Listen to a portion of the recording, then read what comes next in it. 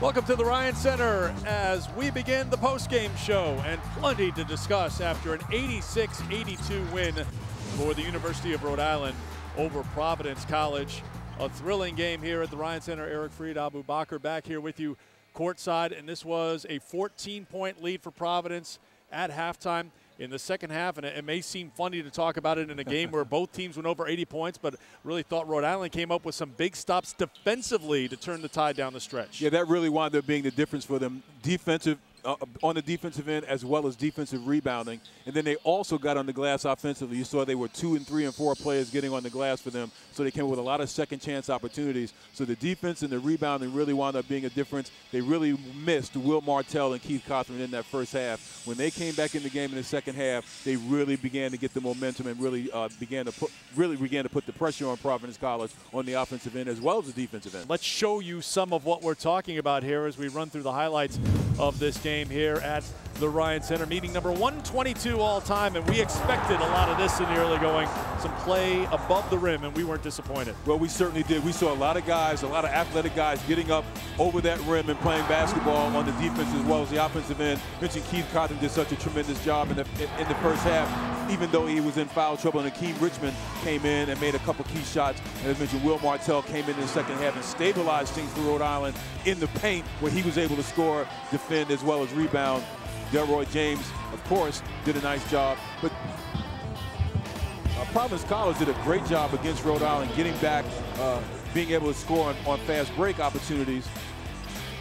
And there you see Will Martell does a great job once again on the offensive glass. We got that open jump shot to Keith Cothran, who also was able to score in transition. Yeah, Cothran led URI in scoring with 19 points. There's Martell on the inside, plagued with foul trouble right from the very beginning, ended up with 4 points and 5 rebounds in this game.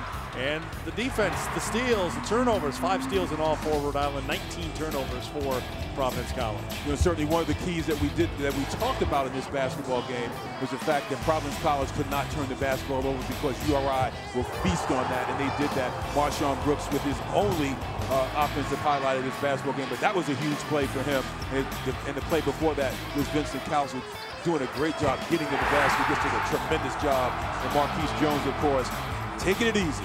And made that huge shot at the very end. And you really thought, or at least I did, when Brooks made that 4-point play with 4:15 to go, it put Providence on top 76-74, and that's one of those moments. Well, he hadn't scored.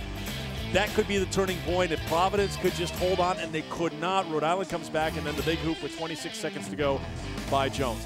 Numbers in the game, Rhode Island took 24 three-pointers, very high number for them to attempt in a basketball game, but it's one of those games where both teams wanted to put up a lot of shots and get it in the 80s, and they did. They certainly did, and this time Rhode Island, they took a lot more three-point shots than I thought that they would. But interesting thing enough, if Rhode Island was only 1 for 6 in the game against VCU, but if they had just made one other three-point shot, they could win that basketball game. So sometimes it's not the percentage, but sometimes it's your volume.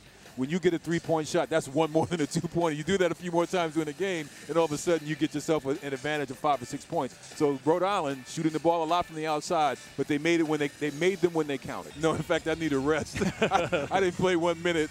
I mentioned earlier in the game I needed an oxygen tank because these guys were going up and down the floor. But just a tremendous basketball game. Here you thought, oh my, PC went up ahead 14 at halftime. Maybe this is going to be a blowout. They were absolutely dominating Rhode Island, but Rhode Island slowly but surely came back. They dominated in some aspects of the game. Turned out to be a tremendous basketball game going out to the end. And unfortunately, a mistake by Peterson where he knocked the ball out of Delroy James's hands out of bounds wound up being the difference actually in this basketball game in the last few seconds.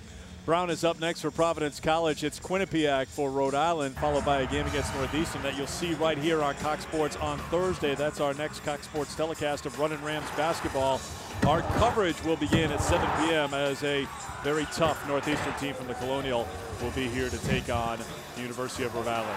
So for Abu Bakr and our entire Cox Sports team, I'm Eric Freed. So long for now from the Ryan Center. Back at the top of the hour with women's basketball, PC and URI. We'll see you then.